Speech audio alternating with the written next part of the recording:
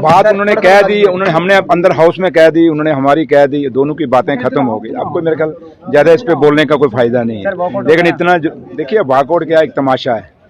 अगर सही मायने में बीजेपी के लोग इन गरीब डेली वेजरों के हमदर्द हैं तो ये 10 साल बेचारे इनके दफ्तर के बाद त्रिकुटा नगर रोते रहे, बिलखते रहे, बोलते रहे, मांगते रहे, लेकिन किसी ने इनकी सुनी नहीं। और जो आज सबसे ज़्यादा बोल रहे थे उनको पूछिए कि भैया आपने 10 साल में यहाँ हुकूमत नहीं थी क्या? अभी सरकार बनी है यहाँ पे क्या?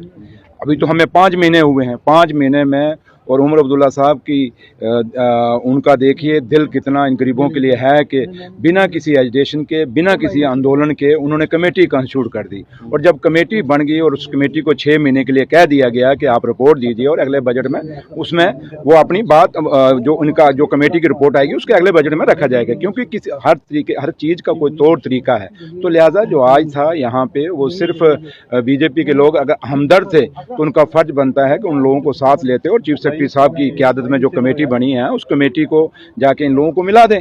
बाकी है कि कमेटी ने तो उनको बुलाना ही बुलाना, क्योंकि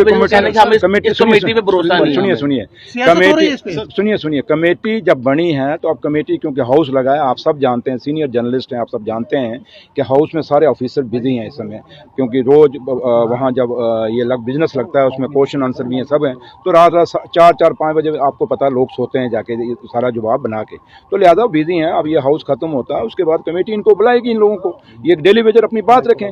लेकिन दुख इस बात का है कि 10 साल इस सेक्रेटरीट का क्या शालामार चौक भी ऊपर वो नहीं चढ़ सके, लेकिन आज 10 साल बाद क्यों उसमें इनको कोई बोलने आने नहीं दे रहा था। लेकिन आज जब 10 साल बाद ये चुनी हुई लोगों की चुनी हुई सरकार है, क्योंकि हम जिन इलाकों से आए हैं क्या उन इलाकों में डेली वेजर नहीं है क्या? उनके परिवार उनकी फैमिलियां नहीं है, वहाँ भी हैं। तो लिहाजा हमें पूरी हमदर्दी है उनके साथ। ये सरकार चाहती है कि ये लोग रेगुलाइज हों और पहले ईयर में ही 6 महीनों के अंदर अभी सरकार ने कमेटी बना दी और मैं ये दावे से कह सकता हूँ कि उमर साहब की सरकार इन लोगों को रेगुलाइज करेगी। लेकिन इतना जरूर कहेंगे कि चंद लोग जो पॉलिटिकल लोगों के हाथ में चढ़ के इन डेली वेजर गरीब डेली वेजरों को गुमराह कर रहे हैं वो लोग बख्शे नहीं जाएंगे। देखिए मैंने कहा ना, ये तो आप अब मुझे ये सवाल मत नहीं पूछे ना आप, ये तो अपना सरकार से नहीं सुनिए अपील। यहाँ आपने देखा पीछे एक जो तमाशा कटरा माता के चरणों में हुआ, मेरी माँ के चरणों में हुआ, क्या वहाँ जायज़ है कटरा के अंदर अंडा मीट?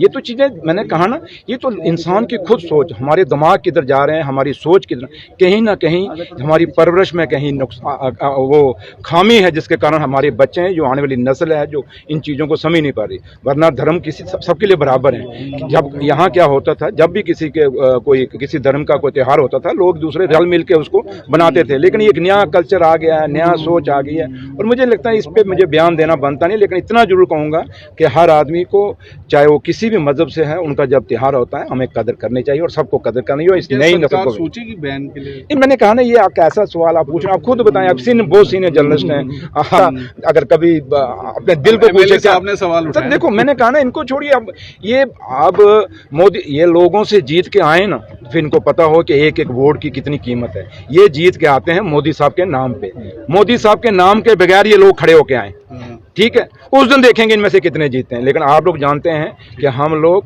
अगर आप जीत के आए हैं तो लोगों ने प्यार और उस मोहब्बत, और जब हम लोग वो हैं, जब हारते हैं तब लोग रोते हैं, घरों में रोटियां नहीं पकती, और जब जीतते हैं इतनी खुशियां होती हैं, इतनी अरदासें, इतनी न्याज़ें लगाई जाती हैं कि कोई हिसाब ही नहीं होता। इसलिए लोगों से चुने हुए लोगों का और किसी के नाम पे चुने हुए का यही फर्क होएगा कि वो ऐसे ही ऊट पटांग डिमांडें रखेंगे जिसका